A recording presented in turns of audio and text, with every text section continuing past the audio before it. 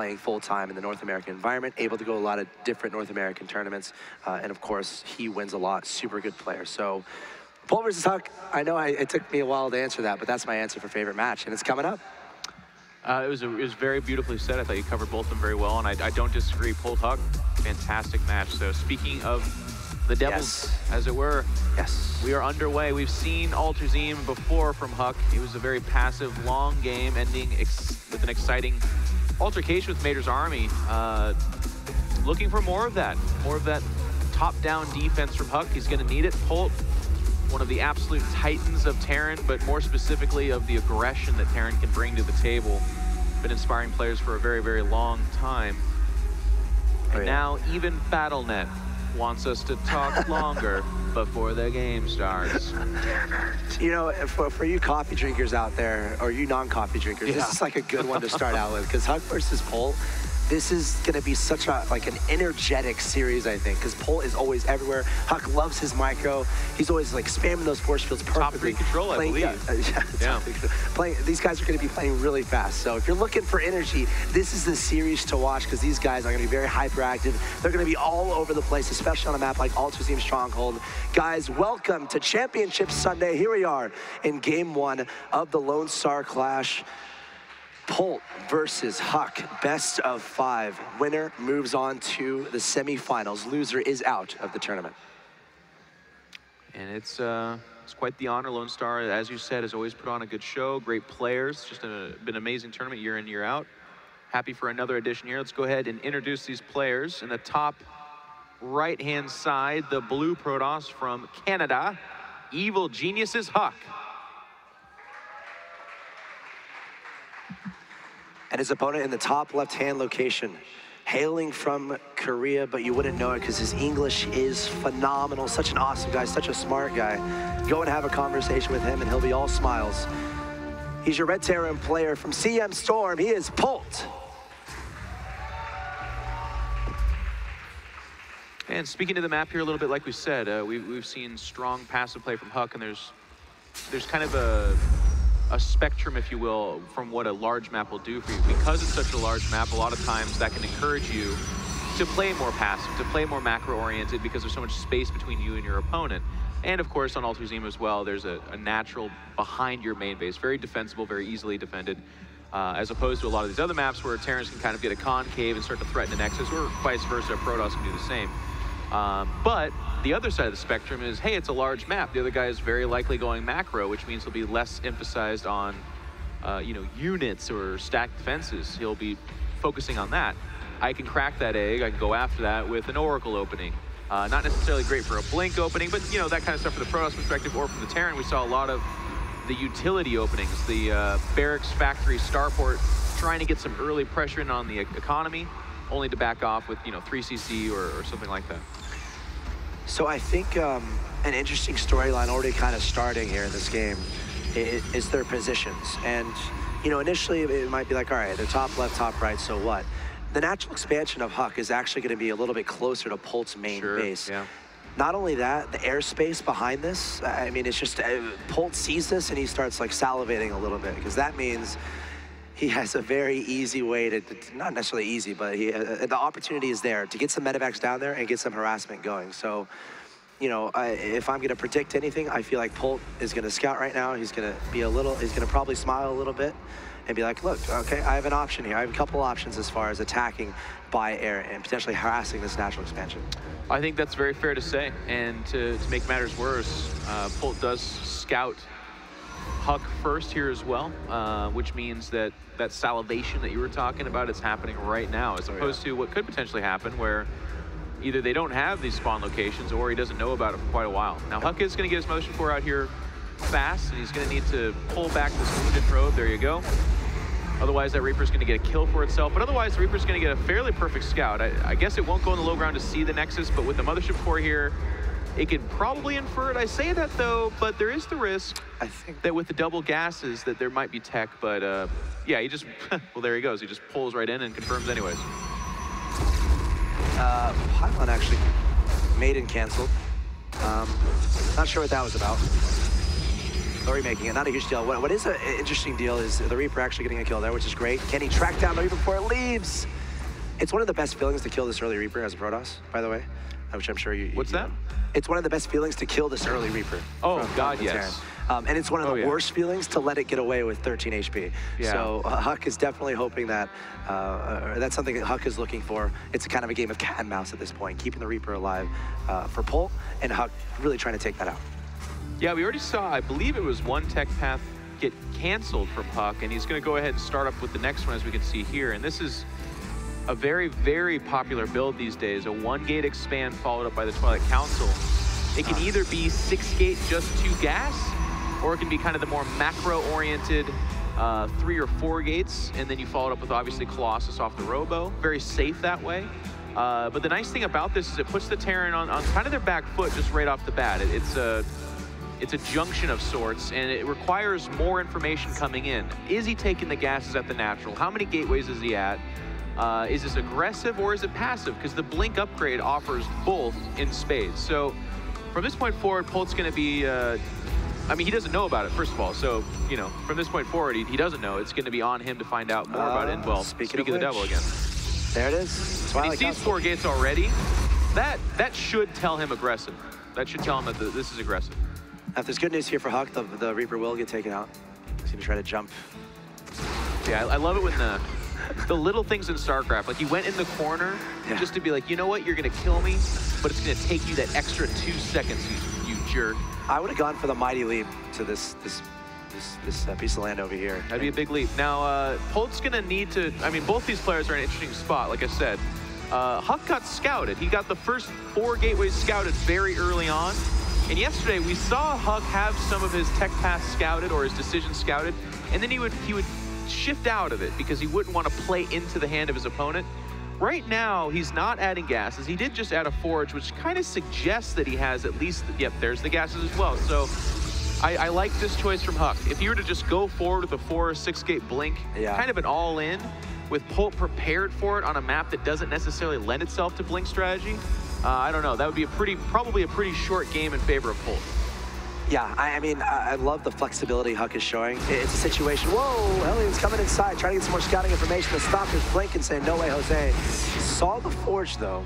And he saw his opponent at home with these Stalkers when Blink is finishing. So he knows his opponent's not being crazy aggressive with the Stalkers, at least at that moment in time. But HuK has a pylon across the map. He's making a lot of Stalkers, so we're seeing a lot of very interesting kind of elasticity, I should say, from HuK as far as, okay, my Twilight Council scouted, maybe it won't be aggressive, okay, the Hellions come in, he sees me over here, maybe this is an opportunity to take him off guard. He might not necessarily expect a big attack, whereas he might have expected it a little bit earlier. So we'll have to see how much HuK commits to this, has a Robo going down behind this, so is transitioning a bit, and also looks like he's thinking about taking a Nexus, so at the very least, just trying to get some easy damage done. Well, the nice thing about Blink is that this is what's so hard on Terran, is they have such a tough time figuring out exactly what you just walked through. I mean, maybe HuK is being aggressive. He doesn't know. HuK, just by being here, obviously is being on some level aggressive, but he doesn't know if this is a sustained all-in, or if he is doing what we see here as casters, the 3rd expansion. The Forge is being chrono boosted. There's a Robo going down behind this charge. This is not an all-in by any stretch of the imagination. This is HuK posturing, and I really like this choice, but I love this counter move. I love both these players. They're playing great. That is amazing. Good. They're so good. Polt was doing a fantastic move with the whole army over here. There would need to be a recall, but even a recall would come at the cost of a lot of probes, maybe a Nexus. But HuK sniffs out that move and says, okay, I see it coming. You obviously can't do that anymore with Blink Stalkers out on the field. That was fantastic. And I think HuK's knowledge of Polt's drop play went into his decision to go for this Blink play. Blink play. What's that, Chef? Sorry. A lot of risk happening here. He's up there with his Stalkers looking for the double drop, and it's now moving out. But so is Polt's army. And here we go. Does HuK see this? He's moving around. Both players playing so sharp. But now the game's afoot. There's a Terran army out there as well as drop. You know, there's a lot of space around this. And Polt looks like he wants to be aggressive. But again, this is only about half his army. He's got a lot of units back here, so I'm not sure how committed he's going to be to this. I don't see him really killing this with half his army.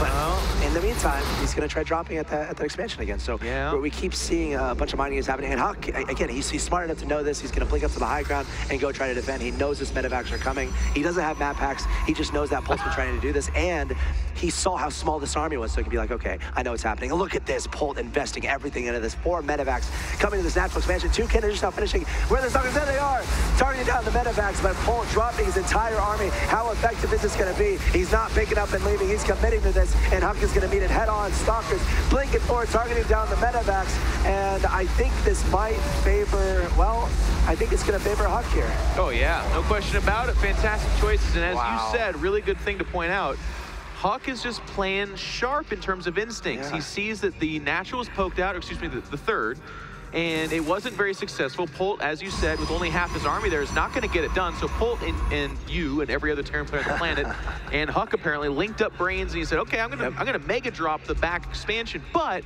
HuK was already anticipating that move by getting his Stalkers in position to be 1 blink away from threatening the medevacs. Really sharp play for both players, but in this case, I would say HuK with the edge. We'll have to see if what Polt elects to do from here. I mean,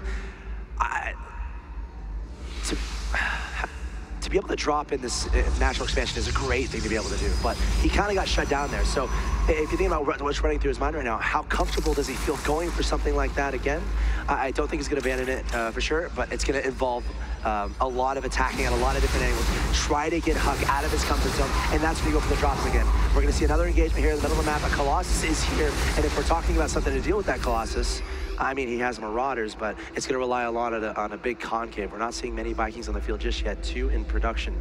But, you know, both these players definitely still in this game. It's not like anyone has a gross lead after that early engagement.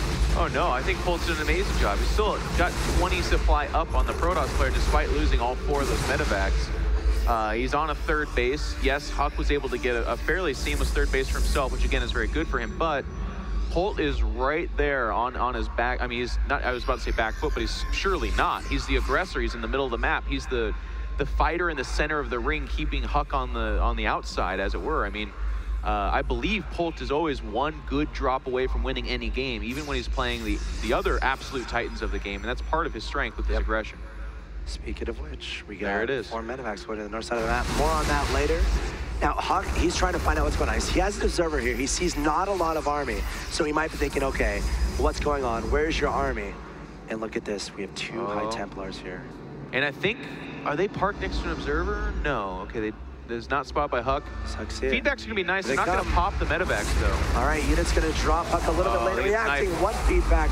The other High Templar dying before the feedback could get off. The cannon's getting targeted down, and HuK not handling it as good as he did the first time. Polt doing a great job targeting down the Nexus, and he is going to take it out. Polt with a great pick-off there. 1 Colossus trying to be a hero. He's going to take it out in a second, and here comes the rest of the army. Meanwhile, yes, there's always something else going on between Polt and HuK. We got an army coming to the right-hand side of the map, going to try to deny this base, and this is what we were talking about earlier. Polt is always going to attack in a lot of different directions at the same time, and HuK is truly being tested at this point.